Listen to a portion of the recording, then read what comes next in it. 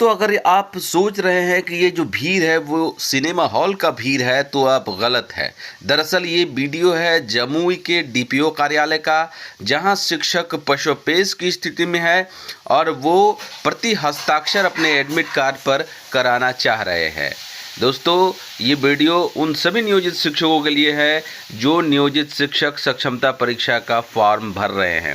दरअसल सरकार आपके साथ एक बहुत बड़ा साजिश कर रही है। आइए जानते हैं क्या कुछ साजिश हो रही है। अगर आप भी सक्षमता परीक्षा नहीं दिए हैं तो आप अभी भी बेहतर स्थिति में है। जो नियोजित शिक्षक सक्षमता परीक्षा दे चुके हैं उनके लिए क्या कुछ सरकार करेगी, आइए जानते हैं इस वीडियो में। सर्वप्रथम मैं बिहार के तमाम उन क्रांतिकारी शिक्षक साथियों, शिक्षिका बहनों को हृदय से अभिनंदन करना चाहता हूं कि जो आपने बिहार शिक्षक एकता मंच के आह्वान पे आज तक सक्षमता का फॉर्म न भरे हैं और न भविष्य में भरने को सोचे हैं। साथियों, आज मैं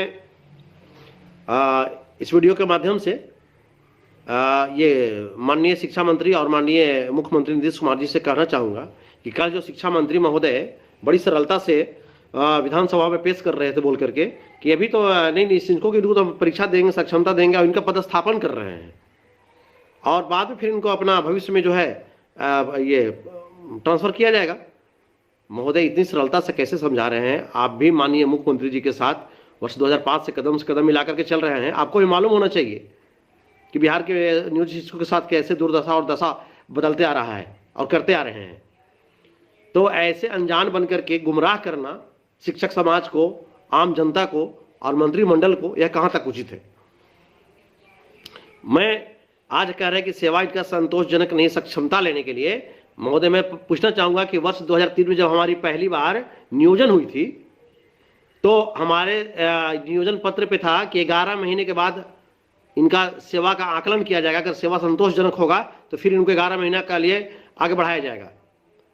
तो जब हमारा सेवा 11 महीना हुआ, सेवा का आकलन हुआ, सेवा बिहार सरकार समीक्षा की, पंचायत सरकार समीक्षा की, जब सेवा हमारा अच्छा रहा, संतोषप्रद रहा तो 11 महीने का फिर अगला टर्म बढ़ा दिया गया पूरे बिहार के शिक्षकों को। उसमें बिहार में हम लोग 74,000 शिक्षक थे नियोजित। इसके बाद फिर 11 महीना हम लोग जब बिहार के विद्यालय में अलग जगाए, बिहार के बच्चे जो 2003 से पहले बिहार के 25 लाख बच्चे विद्यालय से बाहर थे, उनको लाए, मुख्य धारा से जोड़ने का काम किए। आपको अच्छा लगा उस वक्त, क्यों? क्योंकि उस समय कम पैसे में हम लोग नौकर मिल गए थे आपको 1500 रुपया में। तो आपको लगा कि चलो 1500 रुपये तो हम पान खा के थूक देते हैं, 1500 रुपया में बिहार के इतना शिक्षक मिल गया हमको, 74,000 बहाल कर लिए। आज दर्द हो रहा है क्योंकि पैसा बढ़ाना पड़ रहा है महंगाई के अनुसार। तो फिर आप 11 महीने बाद फिर बढ़ा दिए, 22 महीने कर दिए। फिर 22 महीने के बाद फिर था कि 11 महीने का 3 टर्म करना है।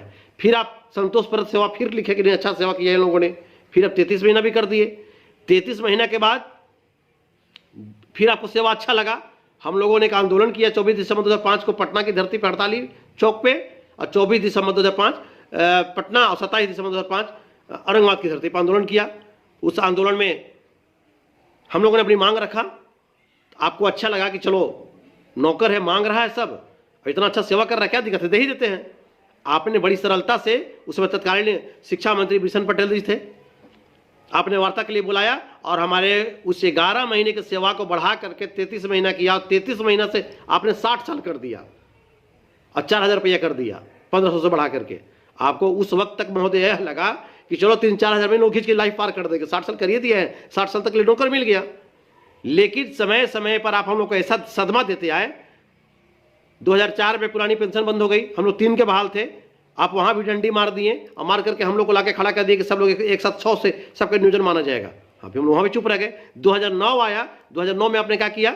यही कहा कि पब्लिक आवाज उठा रही है ना कि शिक्षक जो है ट्रेनिंग नहीं है, तो दक्ष नहीं है, इस वजह से एक मामूली आप लोग को दक्षता परीक्षा ले लेते हैं, दक्षता परीक्षा लेते हैं और उससे भी आपने यही कहा था कि अगर फेल कर जाएंगे तो हटा देंगे, नौकरी चली जाएगी आपकी।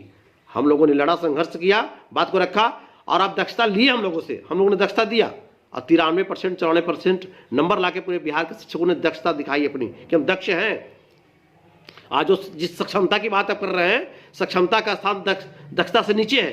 सक्षमता का मतलब कि सक्षम होना, हम किसी काम करने के लिए सक्षम हैं कि नहीं, ये सक्षमता। और दक्षता का मतलब कि हम दक्ष हैं। आई एम दक्ष, मैं दक्ष हूं।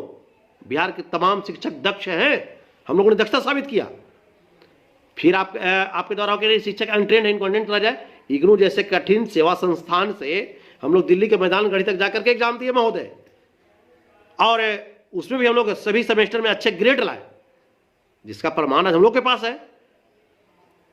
अब आपको लगा कि ले अब तो जैसे से जो कहते रहे लोग कहते चल जा रहा है, तो महंगाई के अनुसार पैसा बढ़ाना पड़ा आपको। क्यों नहीं बढ़ेगा?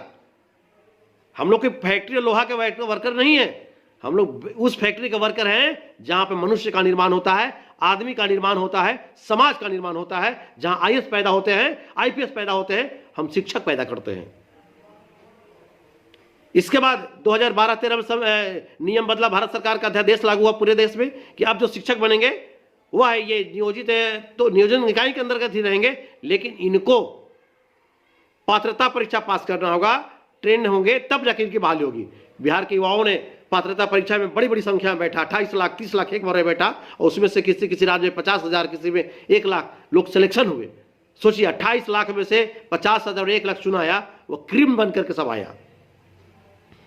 आज वो लोग भी सवाल उठा दिए सब लोग पर कि जितना टीईटी एसटी जितना नियोजित शिक्षा मित्र सब था, सबको एक लाइन में खड़ा करके और सक्षमता परीक्षा दिलवा रहे हैं कि सक्षमता दीजिए और राजकर्मी का दर्जा लीजिए। कौन सा राजकर्मी का तोहफा दे रहे हैं? क्या राजकर्मी क्या मिल रहा है हमको? अगर मिलता तो जिस राजकर्मी के दर्जा के लिए महोदय हम लोग आज 15 साल से संघर्ष कर रहे हैं सड़क पे, हम लोग छोड़ देते? क्या छोड़ देते कि आज राजकर्मी का दर्जा आप क्या दे रहे हैं कि बिहार का एक भी शिक्षक राजकर्मी का दर्जा लेना नहीं चाह रहा है आपसे? सक्षमता परीक्षा ला रहे हैं आप पब्लिक को दिखाने के लिए कि मामूली परीक्षा लेंगे, मामूली सक्षमता। कौन सा सक्षमता?